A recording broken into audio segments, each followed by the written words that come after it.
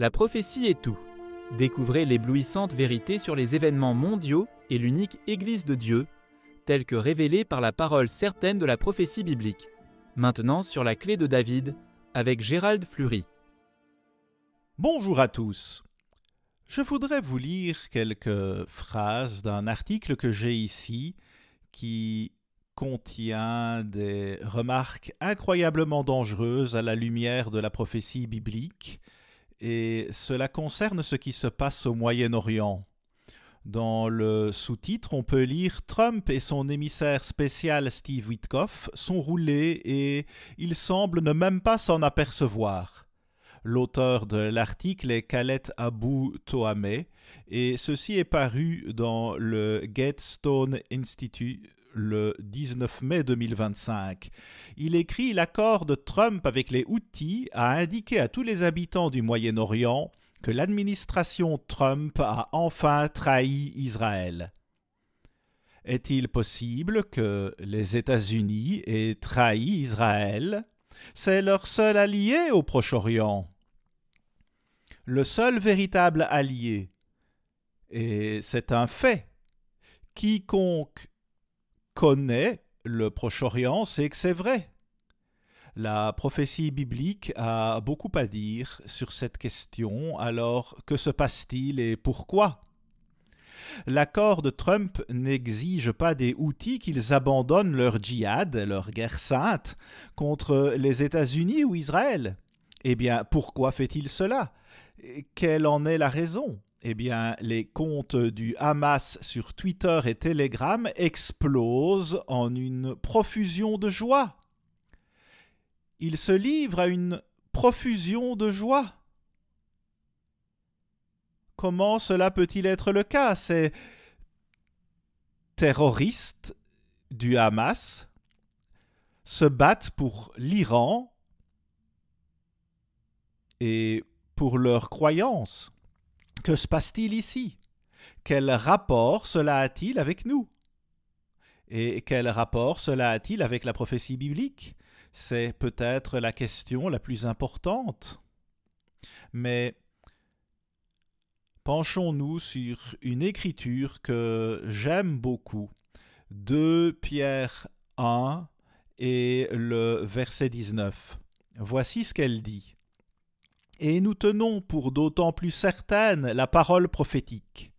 Elle dit que la parole prophétique est d'autant plus certaine que signifie cela, à laquelle vous faites bien de prêter attention comme à une lampe qui brille dans un lieu obscur, jusqu'à ce que le jour vienne apparaître et que l'étoile du matin se lève dans vos cœurs. C'est 2 Pierre 1, verset 19. Vos cœurs signifient votre vie spirituelle, vous personnellement, votre cœur. Et il s'agit d'une parole prophétique certaine. La prophétie est tout. Et l'on doit comprendre ce qui se passe au Proche-Orient. Nous prophétisons à ce sujet depuis plus de 75 ans. Et ces prophéties se sont réalisées. Nous devons comprendre ce qui se passe. Nous avons une parole prophétique certaine. Qu'est-ce que cela signifie ? Eh bien, c'est en rapport avec une vision qui a eu lieu en haut d'une montagne. En fait, je vais juste lire quelques versets de ce passage dans Matthieu 16, verset 28.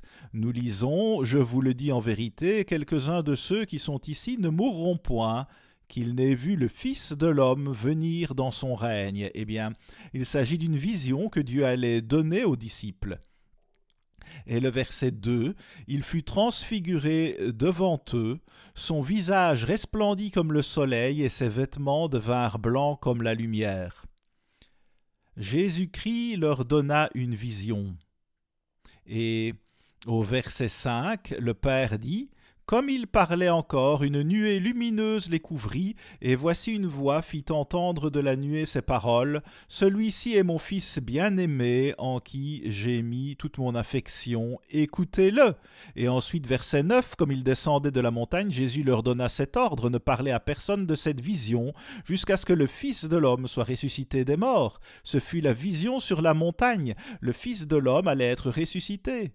C'est une vision, mais ensuite vient la réalité de toute la vision, de celle que je viens de vous lire. Et le Christ nous donne une vision très positive. Versets 10 et 11, les disciples lui firent cette question. « Pourquoi donc les scribes disent-ils qu'Élie doit venir premièrement ?» Il répondit, « Il est vrai qu'Élie doit venir et rétablir toutes choses. Il allait tout restaurer. » Eh bien, cela doit signifier que les gens n'ont aucune vérité spirituelle en ce temps de la fin, sauf Élie, l'Élie du temps de la fin qui est déjà venu et parti. Et nous pouvons vous expliquer cela. Nous vous enverrons des brochures sur Herbert W. Armstrong pour vous l'expliquer. Mais c'est juste avant la seconde venue de Jésus-Christ. Et Dieu dit « Nous tenons pour d'autant plus certaine la parole prophétique. » En d'autres termes, nous recevons la prophétie directement de Dieu. C'est ce que cela signifie. Nous recevons la véritable prophétie de Dieu lui-même. C'est une question critique. Nous avons une parole prophétique certaine. Si nous obéissons à Dieu, si nous avons faim et soif de faire ce qu'il désire, à savoir de faire son œuvre et de diffuser son message dans le monde, alors Dieu vous récompensera vraiment et vous ouvrira toutes sortes de portes, et il vous ouvrira toutes sortes de prophéties dans ce temps de la fin. C'est ce que dit votre Bible, permettez-moi de relire ce verset, et nous tenons pour d'autant plus certaine la parole prophétique à laquelle vous faites bien de prêter attention, comme à une lampe qui brille dans un lieu obscur, jusqu'à ce que le jour vienne apparaître et que l'étoile du matin se lève dans vos cœurs. C'est 2 Pierre 1, verset 19, et vos cœurs signifie un aspect très personnel. Il s'agit d'une parole prophétique certaine. Dans l'une de mes brochures, j'ai écrit « Au moment où Pierre vit l'image du royaume de Dieu, il n'avait pas le Saint-Esprit de Dieu en lui. L'Esprit de Dieu entre en vous et vous donne de la révélation.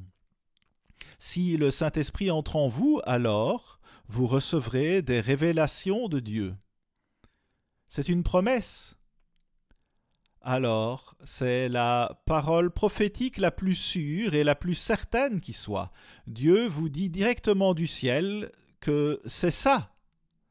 C'est la parole prophétique certaine. Croyez-le, parce que c'est vrai.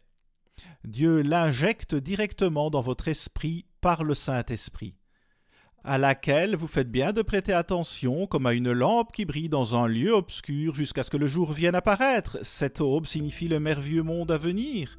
Ce sera la seconde venue de Jésus-Christ. Comprenons ce fait et que l'étoile du matin se lève dans vos cœurs. Le mot cœur désigne le centre de sa vie spirituelle, et en voici le centre. Apocalypse 22, verset 16, appelle le Christ l'étoile brillante du matin. L'étoile brillante du matin. Le Christ est plus lumineux que toutes les autres étoiles. C'est l'étoile la plus brillante de toutes. L'étoile du matin. Nous allons devenir l'épouse même de Jésus-Christ et c'est de cela qu'il s'agit. Or, nous devons diffuser son message et avoir faim et soif de sa parole. Nous devons la transmettre au monde et prévenir le monde de ce qui arrivera, mais aussi nous devons transmettre la bonne nouvelle concernant la seconde venue de Jésus-Christ qui arrêtera toutes les crises mondiales qui sont sur le point de détruire tous les êtres humains sur terre. C'est ce que dit votre Bible, et c'est ce que vous disent également les actualités, si vous les suivez de près. Il y a un article à ce sujet sur comment les actualités explosent devant vos yeux. Et je vous en lirai peut-être plus la prochaine fois. Mais nous allons être l'épouse du Christ, et voici ce que dit le lexique de Thayer sur 2 Pierre 1, verset 19. « Je lui donnerai l'étoile brillante du matin, afin qu'il soit irradié avec sa splendeur et qu'il brille au-dessus de tous comme l'étoile du matin. » Et Dieu nous dit en fait que nous sommes actuellement en train d'être scrutés et évalués en ce moment. La véritable Église de Dieu est examinée chaque jour, 24 heures sur 24, parce que Dieu l'a appelée à sortir du monde afin que les membres diffusent son message. Et Dieu va récompenser ces gens comme personne d'autre sur terre s'ils diffusent ce message. Les récompenses sont l'or, l'argent et les pierres précieuses. Sinon, le bois, le foin et la paille, ce qui signifie que certains perdent leur récompense. Ils sont brûlés. Ils doivent être faits d'or, d'argent et de pierres précieuses. L'apôtre Paul a dit que la gloire d'une étoile diffère de celle d'une autre. Dieu va nous donner de la gloire dans les étoiles en fonction de ce que nous faisons dans cette œuvre aujourd'hui, avant la seconde venue. Nous sommes les prémices de Dieu si nous diffusons son message au monde. Et où trouve-t-on ce message? Nulle part vraiment. C'est la vérité. Plus son cœur est dans l'œuvre de Dieu et plus on est béni et récompensé. Et Dieu nous bénit continuellement si nous passons par ces porte ouverte. Alors, dans quelle mesure cette réalité future fait-elle partie de votre quotidien? Dans quelle mesure saisissez-vous profondément cette grande joie merveilleuse, l'espérance vivante dont il est question ici dans l'épître de Pierre? C'est une véritable espérance vivante et il a écrit ses épîtres juste avant d'être martyrisé. Pourtant, il écrivait au sujet de l'espoir. Le thème de ses épîtres est l'espoir avec des avertissements forts. Mais, je le répète, sans cette vision à l'esprit, nous ne nous soumettrons pas au gouvernement de Dieu.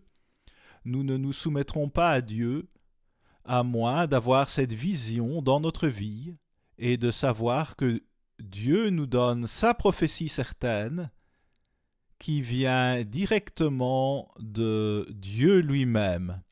Cela vaut tout et vous dit exactement ce qui va se passer. Et cela nous montre que selon Dieu, les États-Unis ne font pas de bons choix au Proche-Orient. Eh bien, c'est ce que dit votre Bible et nous vous fournirons des livres qui vous le prouveront si vous les demandez à la fin de l'émission. Cette vision est tout, car chaque opportunité imaginable nous est offerte. L'apôtre Pierre était sur le point de mourir, pourtant il écrivit le livre de la Bible le plus rempli d'espoir. Parce qu'il voyait la vision de Dieu, il voyait ce qui se passait et quelle récompense il allait recevoir de la part de Dieu dans le monde à venir lorsque Christ reviendra sur terre. Cela arrivera si vous lui obéissez maintenant et aidez à diffuser ce message dans le monde. Ainsi vous siégerez sur le trône de David avec Jésus-Christ dans le monde à venir. Vous dirigerez le monde entier et l'univers tout entier. La plupart des gens pensent qu'ils ont déjà cette vision, mais ce n'est pas le cas. La plupart des gens ne l'ont pas. Parfois, lorsqu'on fait face à la mort, c'est ainsi que l'on construit le plus grand espoir de sa vie, l'espoir ultime. Parce que l'on sait ce qui arrivera dès la résurrection. à savoir une très grande récompense. Cependant, le peuple de Dieu est tiède et aveugle, et vous pouvez le voir dans Apocalypse 3, verset 17. Ils se sont détournés de Dieu, bien qu'ils aient reçu toutes sortes de merveilleuses bénédictions, mais Pierre est mort pour Dieu. Et au moment de sa mort, il a incarné l'espoir. Et il nous enseigne de ne pas se préoccuper des épreuves et des tests. Cela vaut de l'or lorsque Dieu vous éprouve et vous teste, parce qu'il vous aime et qu'il doit vous façonner, vous former pour bâtir son caractère en vous. Voilà son but. Il se recrée dans l'homme. C'est la plus grande merveille du monde, si nous pouvions seulement le comprendre. Et si vous commandez le mystère des siècles, cela vous expliquera tout cela de manière puissante. Cela vous donnera un espoir vivant, et nous avons une parole prophétique certaine, et elle est remplie d'espoir. Les saints de Dieu, dispersés dans le monde, ont besoin de ce message, ils ont besoin d'être enseignés. S'ils sont prêts à l'accepter, c'est l'avenir le plus excitant et exaltant que l'on puisse imaginer. C'est tellement merveilleux. Dans notre livre, nous avons écrit « Vous ne travaillerez jamais avec diligence pour Dieu si vous n'êtes pas rempli d'anticipation joyeuse pour le glorieux avenir qui attend la famille de Dieu. Vous devez avoir cette vision dans votre vie, sinon vous ne vous soumettrez pas au gouvernement de Dieu. Vous ne ferez pas ce qu'il dit. Vous penserez que c'est trop difficile, mais c'est le mode de vie le plus merveilleux que vous puissiez même imaginer. C'est l'espoir le plus grand que vous ayez jamais étudié. Nous avons une parole prophétique certaine, et nous pouvons avoir le même esprit que Dieu, le même esprit que le Christ. Dieu nous dit de demander cet esprit du Christ, d'avoir le même esprit et de vivre comme le Christ. Ainsi, vous serez remplis de joie et de bonheur, et vous ferez une multitude d'actes glorieux pour Dieu. Dans 1 Pierre 1, verset 3, il est question d'un espoir vivant. Dieu veut que vous ayez en vous un espoir vivant, pas un faux espoir ou un faux bonheur, une fausse vision, car le monde entier est trompé. Apocalypse 12, verset 9. Croyez-vous cela? Le monde entier, c'est tout le monde sauf un petit troupeau. Cet espoir réside dans le fait d'être engendré par Dieu le Père. Alors que Pierre écrivait tout cela, il savait que sa mort était imminente, alors il a écrit ce merveilleux livre plein d'espoir, un livre qui nous indique la parole certaine de la prophétie. Nous avons cette prophétie merveilleuse, la parole certaine de la prophétie. C'est ce que nous avons, tout comme Pierre et Paul. L'apôtre Paul fut martyrisé environ 1 ou 2 ans avant Pierre. Il y avait alors des temps sombres. Et Dieu voulait que les apôtres expliquent à ces gens et les préviennent de ce qui se passait. Et ce dont Pierre leur parlait n'était qu'une préfiguration de ce qui va arriver au monde s'ils ne prêtent pas attention au message de Dieu. Et s'il ne fait pas preuve de repentance. Sinon, cela ne va pas plaire à Dieu. 1 Pierre 4, versets 12 et 13. Parfois nous avons des épreuves. Bien-aimés, ne soyez pas surpris comme d'une chose étrange qui vous arrive de la fournaise qui est au milieu de vous pour vous éprouver. Réjouissez-vous au contraire de la part que vous avez aux souffrances de Christ. C'est une bénédiction d'avoir une épreuve de feu parce que vous prenez part aux souffrances du Christ, tout comme il a souffert. Vous apprenez, vous grandissez et vous bâtissez le caractère de Dieu le Père. C'est la plus grande chose que vous puissiez faire sur terre en ce moment. C'est la plus grande chose que vous puissiez faire. Les épreuves sont censées nous éprouver et nous enseigner. Elles nous aident à grandir, c'est ce que cela signifie. Nous sommes partenaires de la souffrance du Christ et nous avons le même esprit que Jésus-Christ avait lorsqu'il était sur terre. Nous pouvons avoir nous aussi l'esprit du Christ. Dieu dit « Je vous le donnerai ». Il vous suffit de prier vraiment avec obéissance et il vous le donnera. Il veut que vous l'ayez. C'est pourquoi vous êtes ici sur terre. Pour que cela se produise, l'apôtre Pierre poursuit en parlant de l'opportunité qui s'offre à vous, l'opportunité qui s'offre à nous tous. Le grand appel de Dieu lui-même à son peuple est la plus grande opportunité qui existe sur terre en ce moment, avec son œuvre qui est effectuée par ceux que Dieu appelle et le message transmis par ces gens. C'est ce que Dieu veut que nous fassions. Nous transmettons au monde la parole prophétique certaine, la véritable prophétie, celle que vous devez entendre. Nos brochures abordent toutes les prophéties et les expliquent. Il s'agit d'une grande révélation de Dieu. Il essaye de nous faire comprendre ce qui est à venir, à savoir la plus grande tribulation de l'histoire de la terre. Si nous ne nous repentons pas et ne nous tournons pas vers Dieu, c'est ce qu'il dit. Nous avons une parole prophétique certaine. Notre foi est mise à l'épreuve et testée, et Dieu dit que c'est plus précieux que de l'or. C'est plus précieux que de l'or si Dieu travaille avec vous. C'est la plus grande chose qui puisse arriver.